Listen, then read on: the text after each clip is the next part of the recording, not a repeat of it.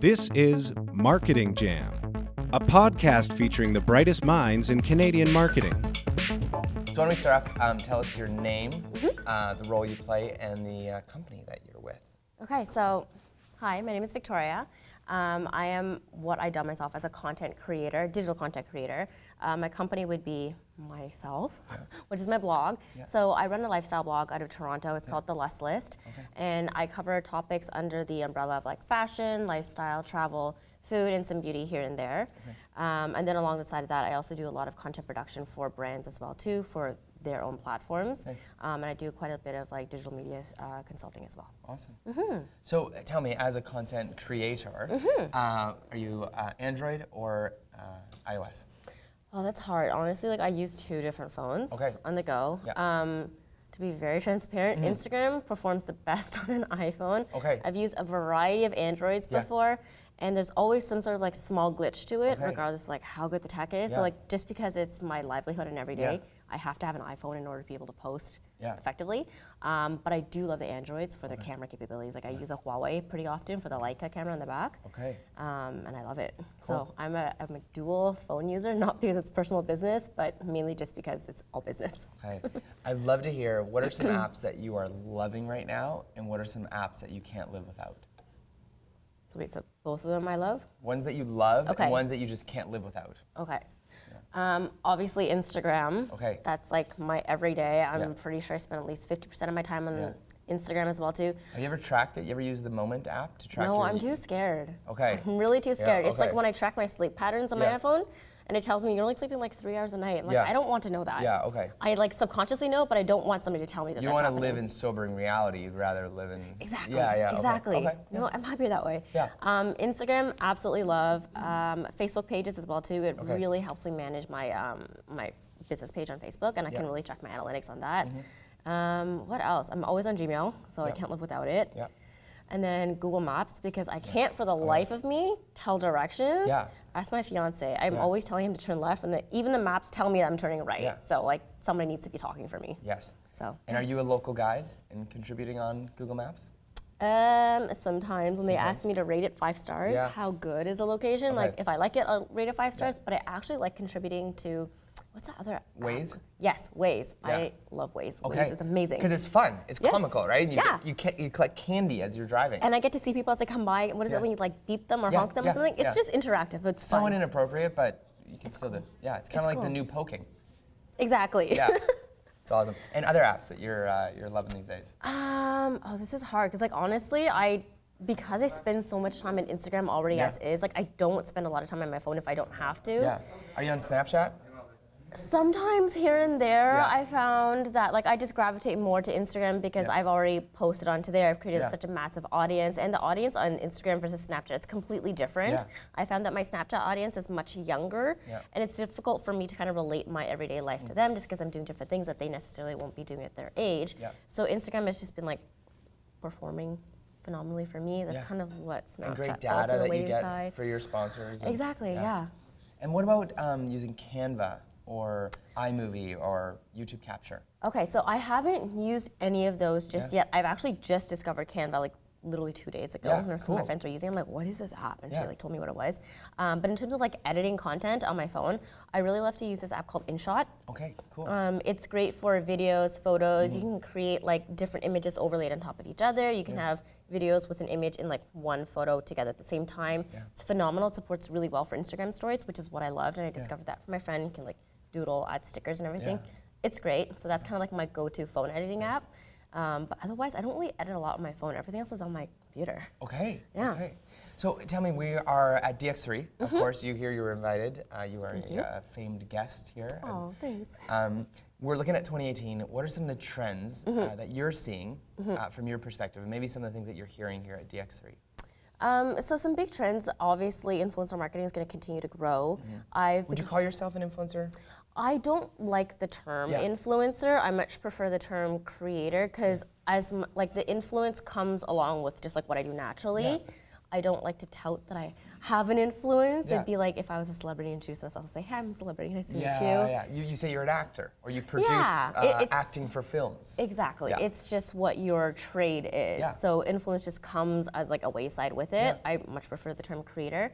But yeah, the industry itself dubs it influencer marketing. So colloquially, that's what we have to follow along with.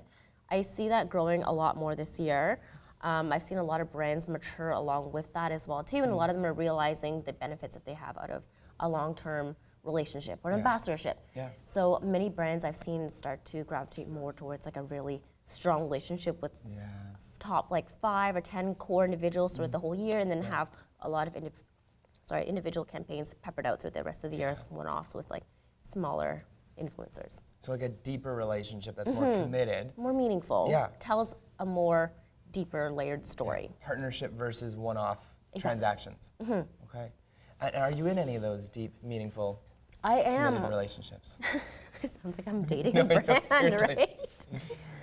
Yeah, so I have quite a few year-long relationships that I've developed with brands. Nice. A lot of them are just organic relationships I've developed over the past like 2 to 3 years. Yeah. Worked with them completely unsponsored. Yeah. They've sent me stuff out of consideration. If I love it, I get to post it. Yeah. And then from there, we've just kind of chatted like, hey, this is really working out super well. Yeah. You still use our product, you buy our product on the regular.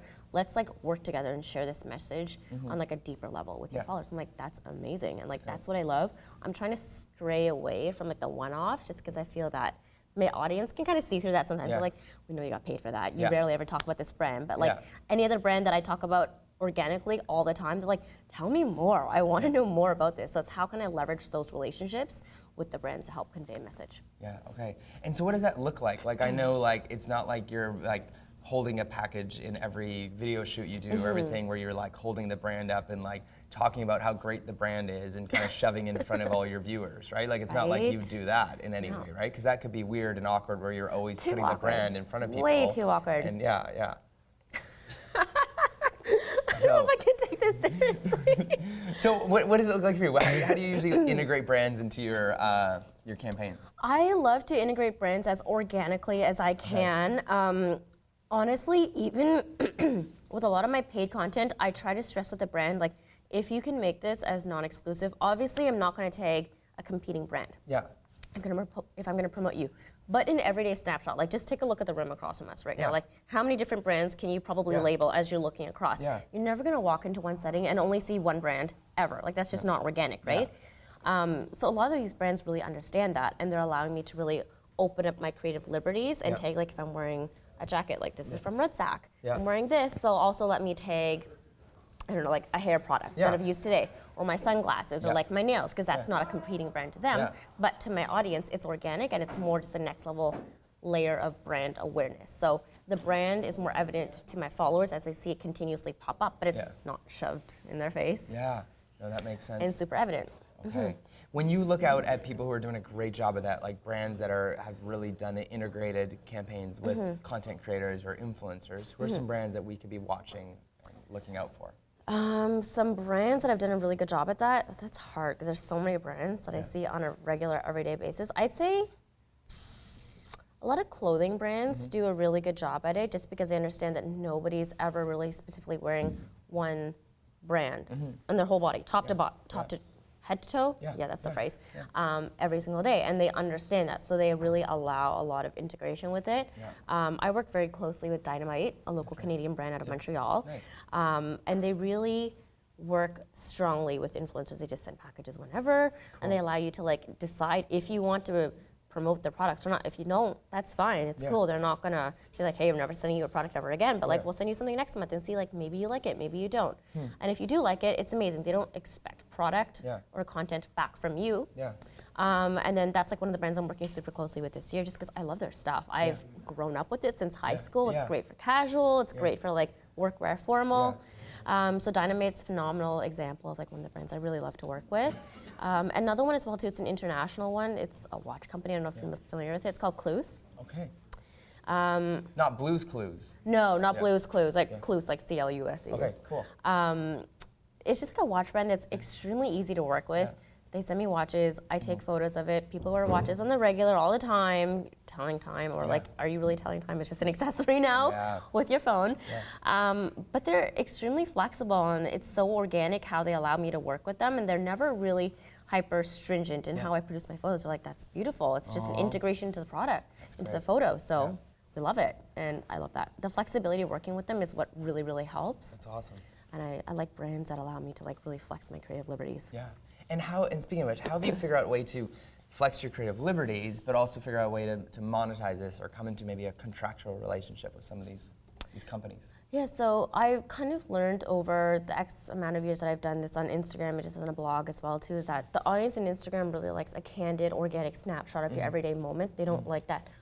They love a beautiful editorial, but they're not going there for a, oh, that's beautiful, I can't be like her one day, that looks crazy. They want a, that's relatable, I want to buy those too. How can I like look as cool as you? Do I have to get those products in the photo?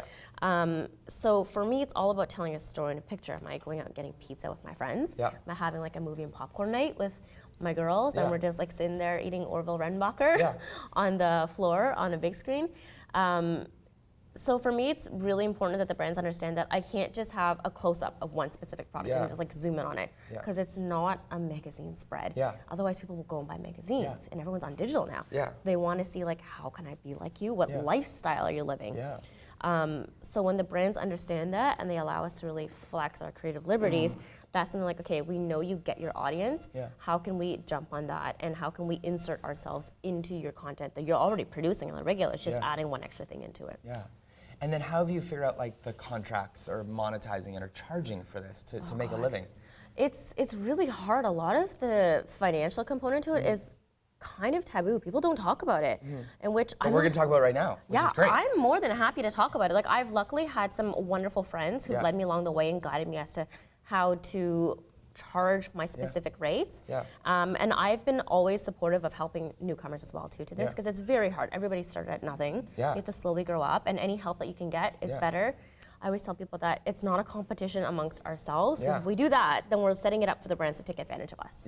You want to help each other grow, and with that, the industry can continue to mature, progress, and lead it into a more like legitimized industry. And you're all just getting a piece of the larger marketing budget anyways. So and you're more so in a sense competing with like Chatelaine or larger publications or billboards versus each other. And a rising tide rises all boats. So completely, everybody's supporting each other. It's a win-win for everyone. So content creators, influencers, we're going to dive in here. So how do you charge? What do you do? Do you use a calculator and you kind of? So when I first started, I had a calculator which was, I think it was like every 500 followers. Yes, that you have. I would charge $50. Okay, on your Instagram. On my Instagram account. And not Facebook, not anywhere else. No, it's specifically for Instagram. And this not your blog.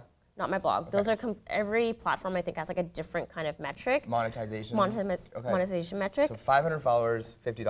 $50, and like every incremental 500, you can add like a $50 on. So I have 2,000 followers on my Instagram. So that would be what? Like $200 a post. Yeah, something like that.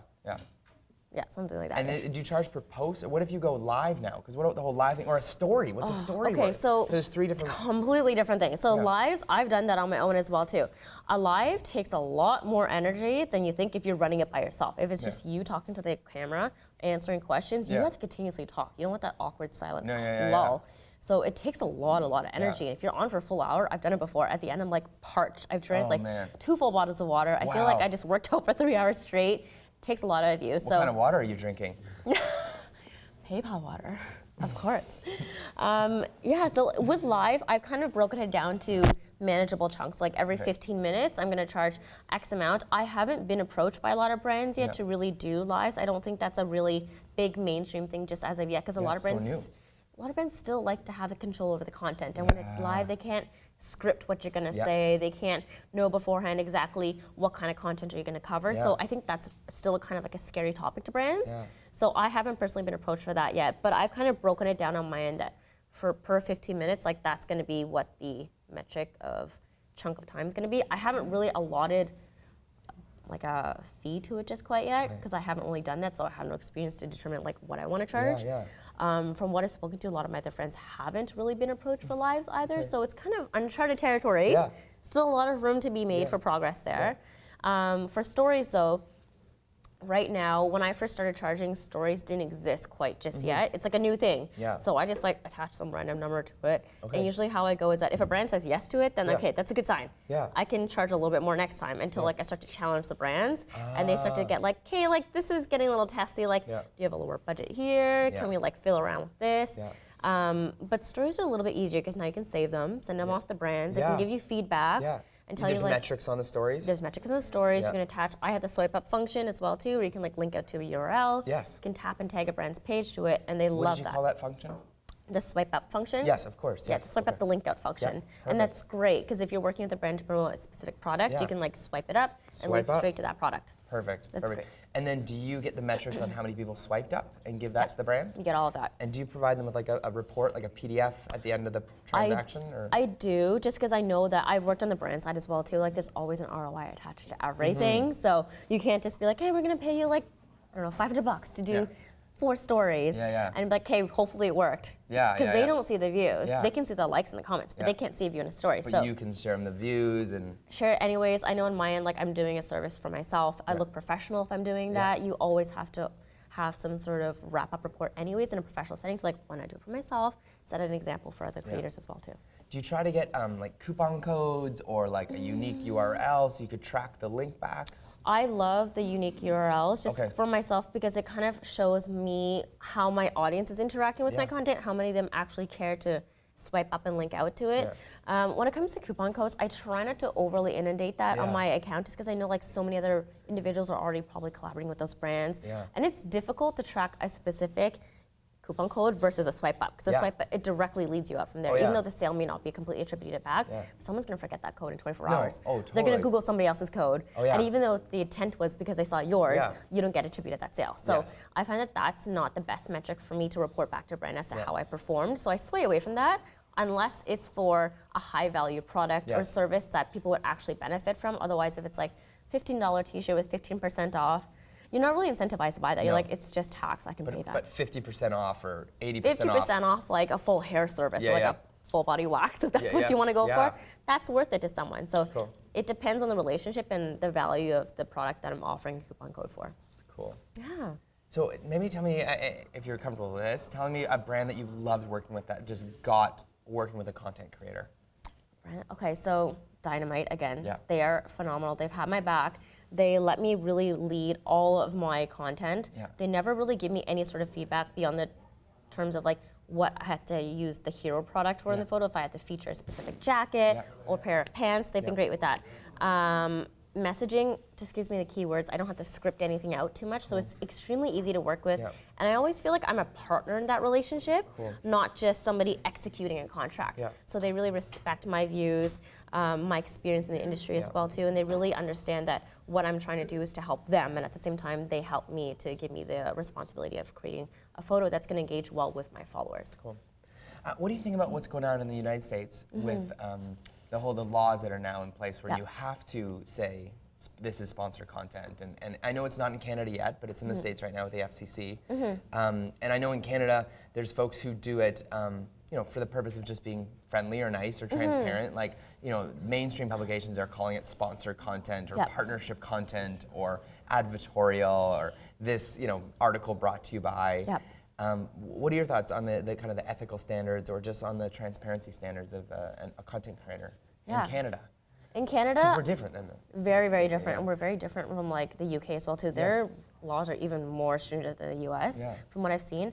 I'm 100% on board with that. I think transparency and disclosure is the best way to build a good relationship with your followers, your readers, consumers. They never want to be lied to, and consumers are now smarter than ever, and they can sniff through anything. And to be very transparent, I don't know if this is okay, but this has been happening for years in the industry and traditional. People are paid to be in TV spots. Michael Jordan. Exactly. Right, Well, like even on-air experts, if they're talking about like my top 5 like specific preference products for this month, they're all being paid for it under the table. People just don't know that. Or they're being given free products. Exactly. Magazine editors are being sent on trips to like Miami, the Bahamas to learn about a new product launch, and in exchange they have to feature that product in their magazine. They've just never been liable to disclose that, so people don't realize that it's been happening, and like this has been going on for years and years.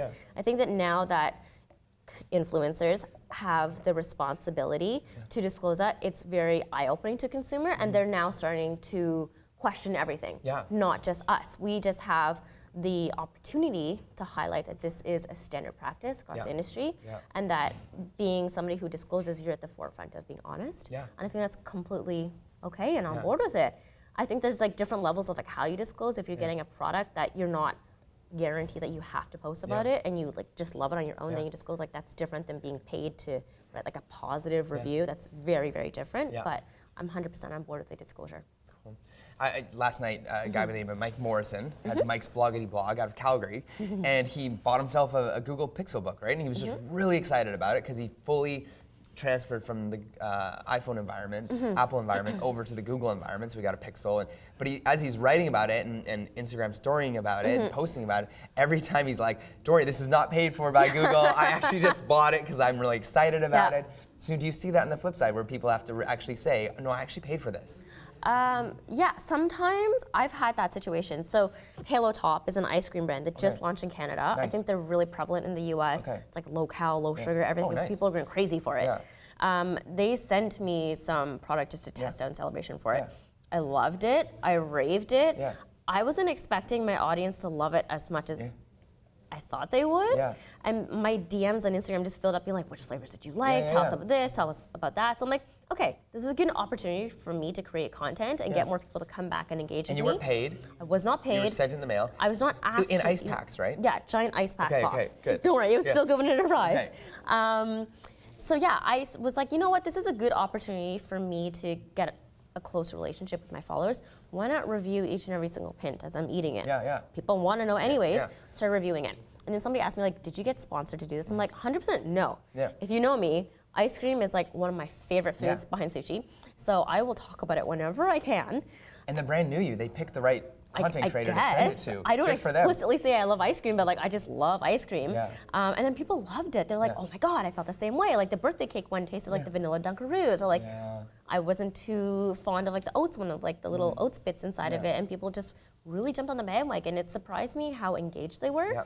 So for that one, I had to say like, hey guys, not sponsored, just to clarify, if anybody thought I was being paid for this, I'm not. I just love ice cream and I want to share this with you guys. But do you say it was given to you for free? I do. So I do the standard like unboxing whenever I get PR packages every day. I'm like, hey guys, gonna show you like what I got today in the mail. People love to watch that. It's strange to me. I guess it's like unboxing on YouTube.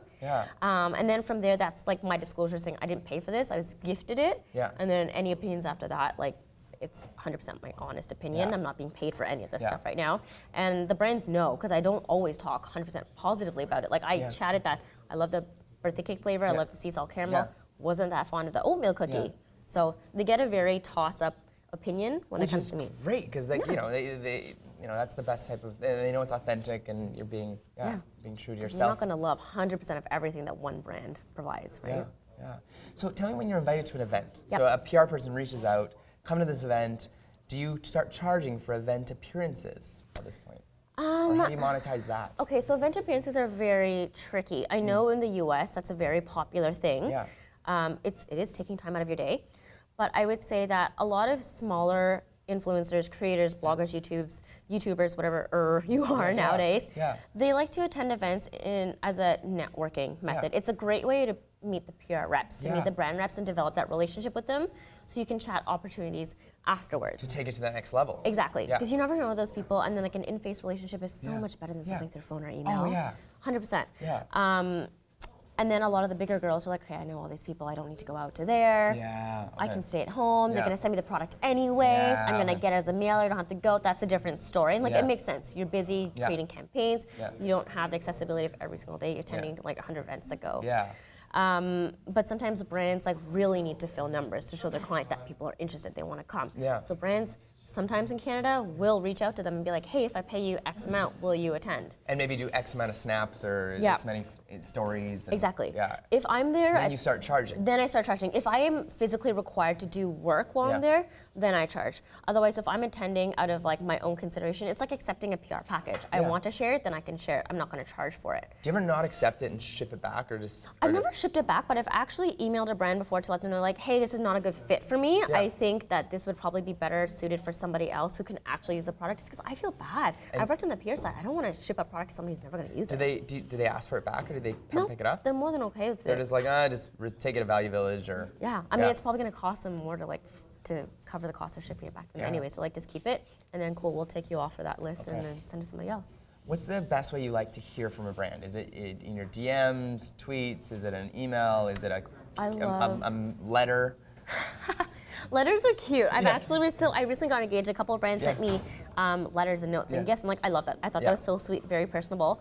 But otherwise, I prefer an email. I think it's phenomenal because I can go back and see what did they talk about, what points do I need to hit on. I'm not the biggest fan of phone calls unless it's like a setup phone call. Surprise phone calls catch me off guard because I could be at a meeting at any time of the day or like in the zone on the flow doing work. But yeah, emails are my favorite. DMs to me, like, it's kind of okay as an introduction, but I don't want to have a full conversation on my phone. It gets tricky texting for like 2 hours straight on a DM, and I would like to have everything on my computer because a lot of DMs also end up being like, okay, can you pick out this product, or like, let me know about this collection. I'm like, I can't do 50 tabs on my phone when it's easier for me to do on my desktop. And have you considered getting like an agent or a representative to represent you, or do you do it all yourself? I used to do it myself. I do currently have a manager. Okay. I used to work a full-time job and blogging as well too, and I found it really hard to be able to find the time to reply back to all the emails during the day. And this industry is quick. If you're not responding back within a couple hours, they've moved on to the next person if there's an opportunity open for you. So that's the primary reason why I got a manager, was to have somebody be able to get back to all my emails and help me negotiate. But yeah, so I still have a manager now. I don't work a full-time job anymore. Blogging is my full-time job.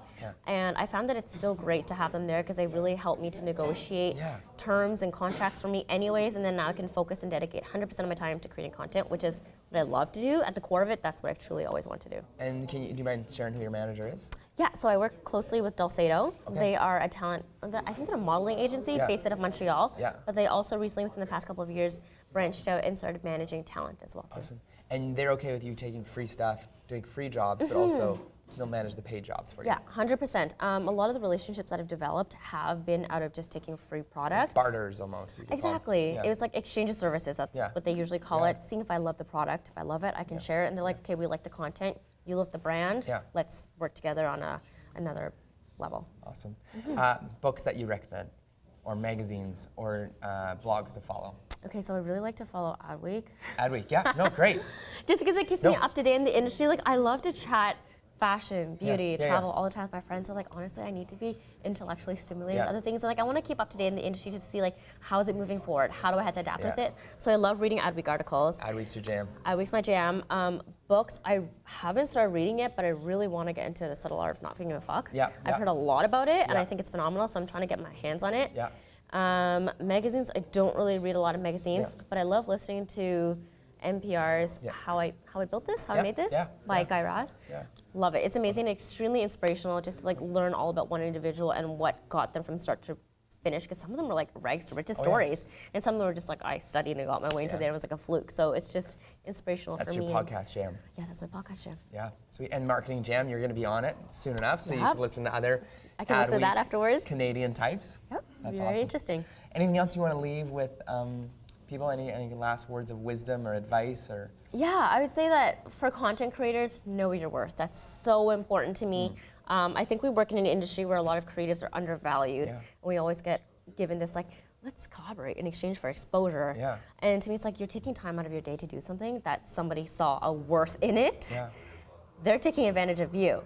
If you need that exposure, and if it's worthwhile to you, then take it. But like, if you don't need it, just know your time and how much it's worth. If you could be at work during that time and making money, why not charge somebody back?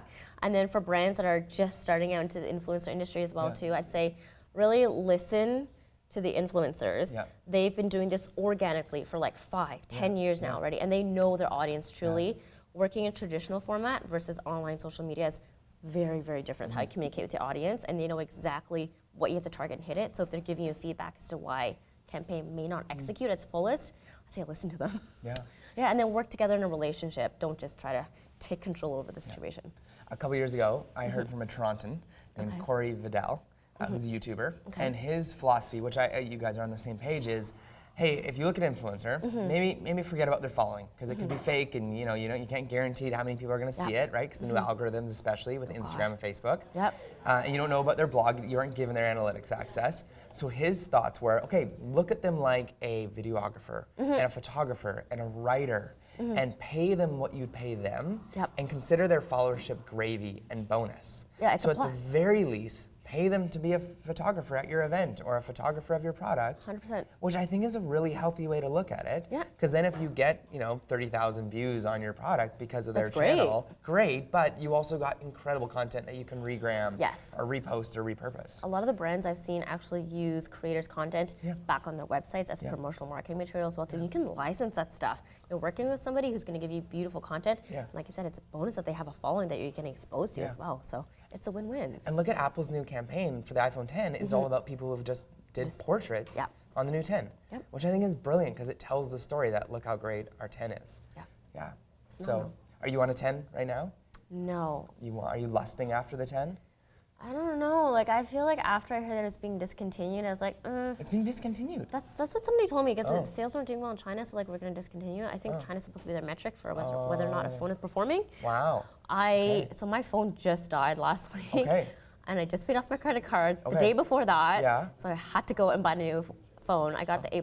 Okay. Because I've always had like this. I've had like the 6S for the longest Yeah, time. So I upgraded for that one just so that I could continue to do work. It's like a business expense for me. Of course. But yeah, I'm hesitant to jump on the 10. Okay.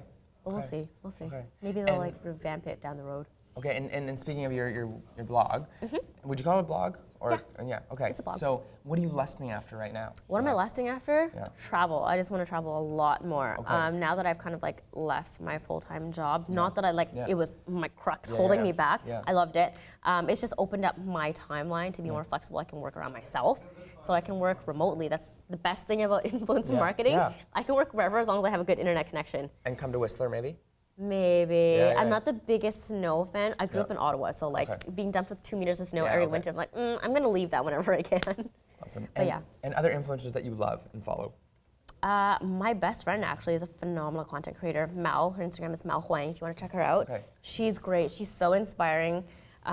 She's very educated in the industry as well too. She has like a very diverse background in terms of like, I think, digital media and media buys. Some other influencers like I truly love as well. I like Chriselle Lim. Okay. And she's a Wonder Woman, and I think today is like International Women's Yeah, Day. it is. Highly recognize her as one of my like go-tos. She's a mom. She runs her own business. Cool. She's a blogger as well too, and a phenomenal creator. Yeah. And then also Ami Song, who is also another blogger as well too.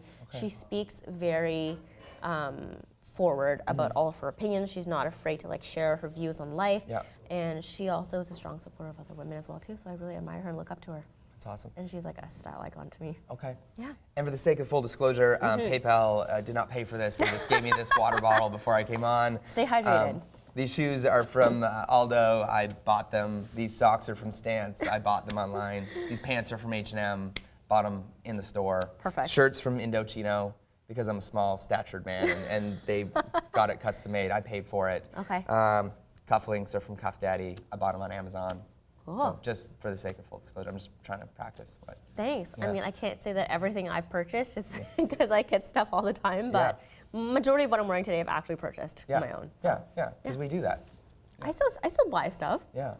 It's actually liberating to buy stuff sometimes because I know I'm not tied to post about it. Yeah, there's no pressure. Exactly. And it's like I can live normally. Yeah, or if you go on a vacation that you pay for, you're not obligated to be. Honestly, I love collaborating with hotels, but sometimes it's so freeing to just book my own Airbnb because I don't have to spend 3 hours every morning shooting for it. I can just wake up and go and do my own thing. Yeah. But I like the balance of the two. Okay. Yeah. Awesome. So any young up and coming folks who are like, I want to be an influencer one day, what should they be doing right now? I actually just published a blog post on my blog, subtle plug in there, Yeah, no, about great. the do's and don'ts of how to grow your Instagram following, which applies a lot to your blog as well too, and for And what's creators. your website for those of the viewers? ThelustList.com. So Okay. TheLustList.com. So my article basically covered like the ethical components of it, in terms of like, don't buy your followers, don't buy your likes, don't buy your comments, don't use bots, don't engage in loop giveaways. All that is just like a desperate cry for I want to make a quick buck overnight. Any of the successful content creators, they've been honing their art for at least 3+ years. Yeah. The analogy I give everybody is that if you want a really solid job as like a lawyer, a doctor, an accountant, you go to university for at least a minimum of 4 years. Think of 4 years on Instagram or on the internet as your training, so that after that you can start charging. And like, you don't become a doctor overnight by like throwing money at somebody. You don't buy your way to the top. And on a math question, so if I see someone's followers and then I look at their post and I see like maybe they got 20,000 followers, but they only have like 20 likes on a picture, why is sometimes the math so off? Okay, so there's like a standard accepted engagement rate, which is around like 2% is like average standard. A really good engagement rate is 4%. And that's comments and likes, or? It kind of depends. Like, you're not going to get like 4,000 comments on a photo unless you're somebody with like over 2 million followers or 4 million followers. It's usually like likes because it's the easiest number just to add up right away instead of you counting all the different comments in relation to their follower count. If it's extremely skewed and they have a lot more followers, then it probably means that they want their followers to be very transparent. If you're seeing that the engagement ratio is extremely high and they have like way high likes and way high comments, means they probably bought their likes. So 2 to 4% is healthy. 2 to 4% is like a standard average as like what a normal organic engagement rate should look like, although it fluctuates now, right? Like there's different causes that affect it all the time. Sometimes people are participating in giveaways that like kind of have an influx. They got featured in an account, but I think a couple expose articles even came out that if you're being featured on like a major aggregate account, you're not getting more than a couple hundred a day. You're not jumping like 14,000, 20,000 followers overnight. Like that just doesn't happen anymore with this algorithm. How many followers do you have? I currently have 84.5 as of this morning. 84.5 thousand. Do you track when people unfollow you and follow you? Do you have one of those little apps? I don't track that just because I don't see the point in tracking who follows and follows me. I've had people that I've unfollowed come out to be like, hey, you unfollowed me. Why? I'm like, it's not personal, it's business. I love your stuff. You've changed your style over time. I'm just not into it anymore. And like, I want to be inspired by what I see on my news feed. And I've unfollowed a lot of my personal friends on Instagram purely because I tell them it's not like a Facebook for me. I'm not there to build like a friendship with you. It's purely there for business. So that's. And are you part of a direct message group with a bunch of other influencers and you share when you post something? I don't do that. Okay, that's a thing though, right? Yeah, so those are called comment pods. I'm not a fan of those. I think those are not good for anybody's engagement, to be honest. It's definitely a way to game the system. It was, although now I'm hearing that it's not anymore with how they're changing the API access and everything. When you're inflating your engagement with the same eyes over and over again, and when I worked on the brand side, I had brands come to me like, hey, we've seen like the same 10 girls comment on our photos for 4 weeks straight. Same people. Why is that? We have to tell them it's a comment pod, and they come back and say like, well, those are not real consumers looking at our ad that we're working with her. Why are we paying her? It's the same people. They're all bloggers. People are getting smarter. They're getting smarter, and like they're saying that these bloggers are just going to ask us for free product anyways. We get no ROI on that. So in my head, I'm like, you're not benefiting yourself. You're creating an inflated and false sense of engagement, hoping that the brands will jump on it because they know that brands want engagement rates now. But the brands are getting smart. They're saying that like, this is not the eyeballs we're looking for. It's like fake traffic. That's exactly what you're paying for. It's amazing. Well, this was great. We're here at DX3 Marketing Jam. So happy that you joined us here today. Thank you for having me. Both Facebook page live this, we Instagram live this. Day 2 of DX3, so a little experiment here. So thank you so much for sharing so much wisdom, so much advice, and I think a lot of people are going to learn a lot from what you shared today. So thank you so much for having me. That was a lot of fun. Thank you.